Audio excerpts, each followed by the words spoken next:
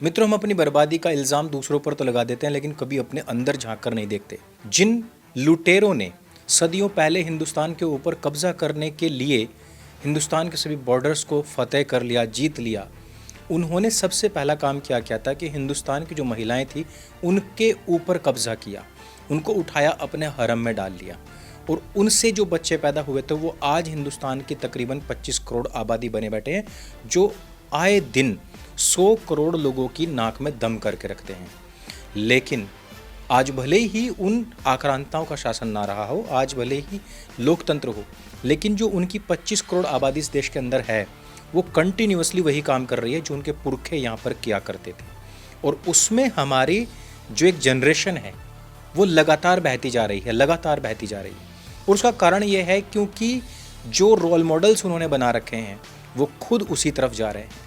हमने देखा कि पिछले कुछ दशकों में हिंदू लड़कियों का मुस्लिम लड़कों के साथ में या तो अफेयर या तो फिर शादी, या भले उसमें फिर 3 तलाक हो जाए, हलाला हो जाए, या फिर तलाक ही हो जाए, वो भले ही हो जाए, लेकिन ये बढ़ा है। सैफ अली खान, आमिर खान, शाहरुख खान, इन सब ने इस ट्रेंड को चलाया है।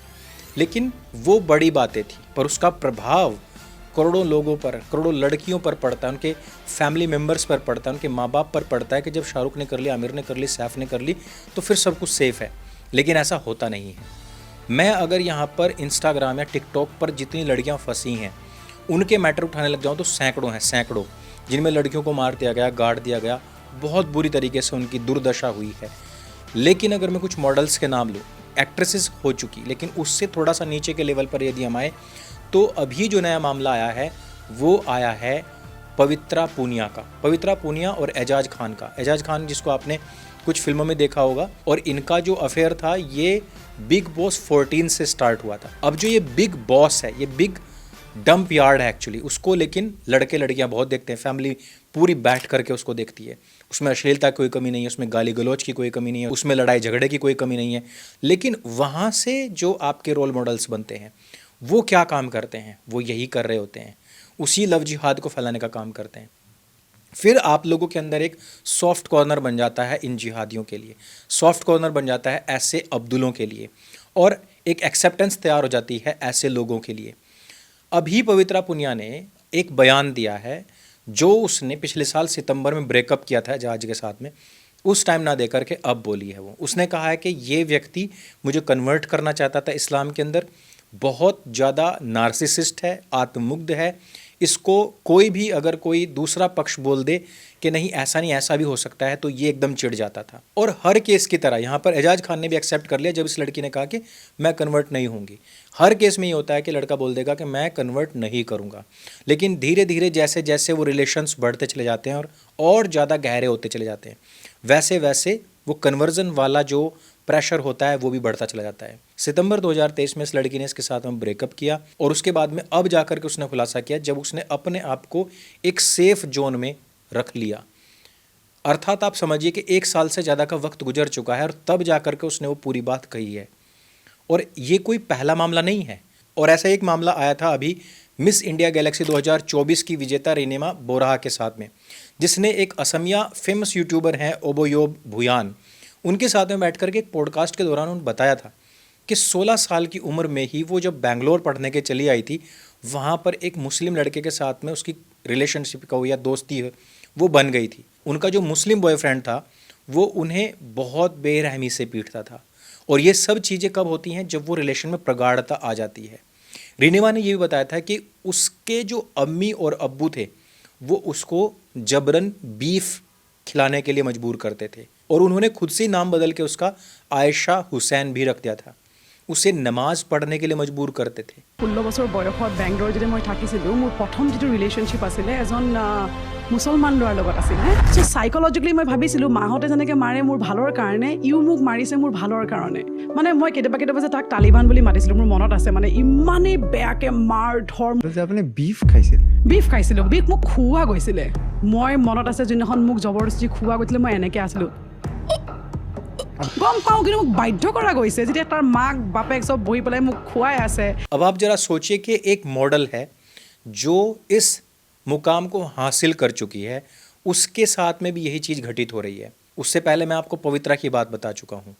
9 अक्टूबर 2024 को तमिलनाडु से एक खबर आती है कि विजय टीवी के टीवी शो चलता है उस पर एक चेलम्मा, इसकी एक लोकप्रिय अभिनेत्री है दिव्या श्रीधर।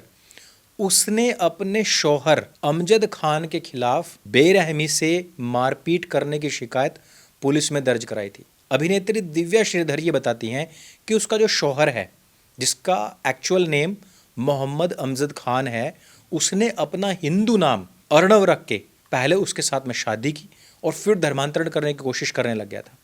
और दूसरी जो उसकी को स्टार हैं, उनके साथ में खुद जो कहते हैं ना एक्स्ट्रा मैरिटल अफेयर्स रखना, वो रखने शुरू कर दिए थे। तो जब दिव्या ने उसका विरोध किया तो अमजद खान ने अपने मजहब का हवाला देते हुए कि हमारे यहाँ पर तो इतनी शादियाँ हो सकती हैं, उस लड़की को इतना मारा और मारपीट करने के बाद में उसको जान से मारने तक की धमकी दी थी। ऐसा एक बहुत चर्चित मामला आया था 2021 में महाराष्ट्र के ठाणे का। उसमें जो अभिनेत्री थी एक प्रीति तलरेजा, उसने अपने शौहर अभिजीत पेटकर के खिलाफ थाने में मारपीट, धर्मांतरण और शारीरिक मानसिक शोषण के आरोप में शिकायत दर्ज करवा दी थी। अब आप सोच रहे होंगे कि भाई अभिजीत पेटकर है तो वो तो हिंदू ही हुआ, लेकिन प्रीति इसमें बताती हैं कि उनका जो पति है वो एक्चुअली मुसलमान है। उसने पहचान छिपा करके अभिजीत नाम रख करके उसके साथ में पहले शादी की और फिर जब उसकी असलियत खुल आई तो उसने धर्मांतरण करके उसको इस्लामिक रीति रिवाज ना मानने पर उसको इतना पीटा कि प्रीति बताती हैं कि वो मुझे राक्षसों की तरह पीटता था। और विरोध करने पर उसकी जो बेटी हो चुकी थी प्रीति से, इस व्यक्ति की, उसको भी वो जान से मारने की धमकी देता था। इवन यही नहीं, जो पति पत्नी के बीच के प्राइवेट मोमेंट्स होते हैं वो उसके भी फ़ोटोज़ लेता था, उसके वीडियोज़ बनाया करता था। और फिर जब ये धर्मांतरण के लिए मना कर देती है तो उसको धमकी देता था कि सारे फ़ोटोज़ और वीडियोज़ जो हैं मैं तेरे वायरल कर दूंगा।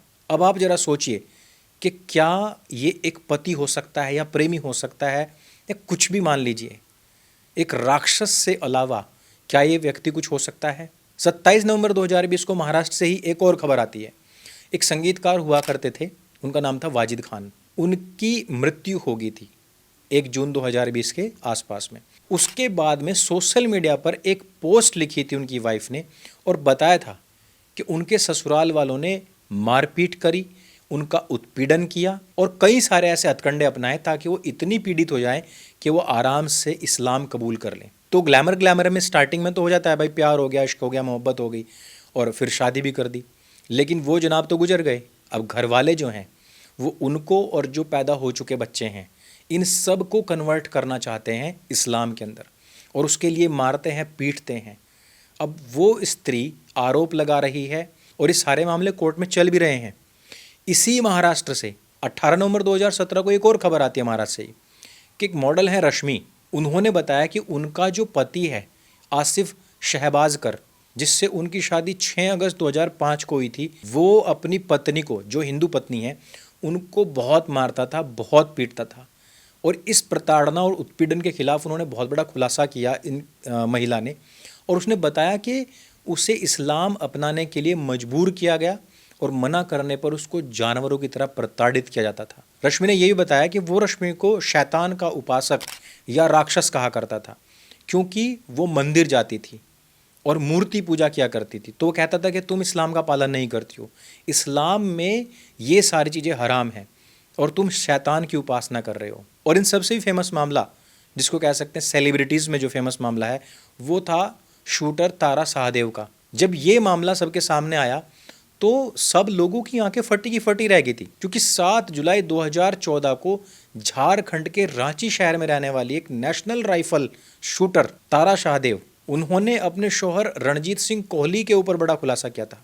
उन्होंने बताया कि उसका असली नाम जो है वो रकीबुल हसन है और झूठ बोल करके उसने इसको प्यार में फंसाया और लगातार इस्लाम कबूल करने का दबाव भी बनाया। इस्लामिक नियमों को ना मानने पर वो तारा को जानवरों की तरह पीटता भी था और खुद उनको कई बार उसने कुत्तों से कटवाया था।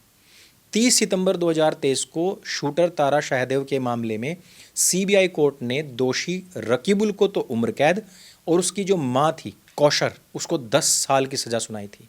और इसी तरीके से ही एक और मामला सामने आया था जिसमें बिहार की रहने वाली एक लड़की थी मानवी राज।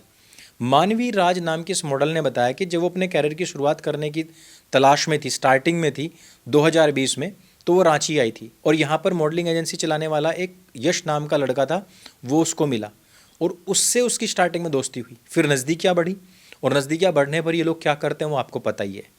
लेकिन कुछ ही दिनों के बाद में जब लड़की को ये बात पता लगी कि उसका नाम यश नहीं है बल्कि तनवीर अख्तर है, तो उसने तनवीर को छोड़ने का इरादा कर लिया। तब तनवीर अख्तर का ईगो हर्ट हो गया और उसने उसे ब्लैकमेल करना शुरू कर दिया। तो उसने कहा कि मॉडलिंग के दौरान जो तुम कपड़े वपड़े चेंज करते हो तो वहाँ पर हमारा हिडन कैमरा है, उससे फ़ोटो वीडियोज़ बन चुके हैं और ये सारे के सारे मैं वायरल कर दूंगा, नहीं तो तुम्हें मेरे साथ आना पड़ेगा, मुझसे निकाह करना पड़ेगा और इस्लाम कबूल करना पड़ेगा। इस लड़की ने थोड़ा सा हिम्मत दिखाई, सामने आई और सबके सामने इस बात को रख दिया। ये कुछ ऐसे मामले हैं दोस्तों जो सामने आ गए जिसमें लड़की ने हिम्मत करी और अपना पक्ष रखा, जिसमें फिर ट्रायल चला और फिर जो दोषी हुए वो जेल गए। लेकिन कुछ ऐसी कहानियाँ भी होती हैं जिसमें कि लड़की दब जाती है क्योंकि माँ बाप जो होते हैं लड़की के वो उससे रिश्ता नाता ख़त्म कर लेते हैं। ऐसे में लड़की कहाँ जाएगी? फिर वो बच्चे पैदा हो गए, अब वो कहाँ ही जा सकती है, क्योंकि लड़कियों को सिखाया जाता है हिंदुओं में कि भाई तुम्हारा जो पति है वो तुम्हारा भगवान है, पति परमेश्वर है, बहुत सारी चीज़ें चलती हैं। उधर लड़कों को सिखाया जाता है कि तुम्हारी 4 बीवियाँ हो सकती है। तो आइडियोलॉजीज़ जो है ना वो विपरीत हैं, वो आपस में टकराती हैं। लेकिन जब नया नया जो जवानी है, जिसको देशी भाषा में कहा जाता है कि नई नई जवानी होती है, उसमें कुछ नहीं दिखता, फिर वो अंधा हो जाता है, उसमें फिर वो इफ़ बट नहीं लग पाता है। वो शुरुआत में जोश जोश में, वो जो राहुल गांधी कहते हैं कि तप यानी कि शरीर की गर्मी, वो जो उनके वाली जो गर्मी है वो उस एग्रेशन में कुछ दिखाई नहीं देता, फिर बाद में पछताते हैं लोग।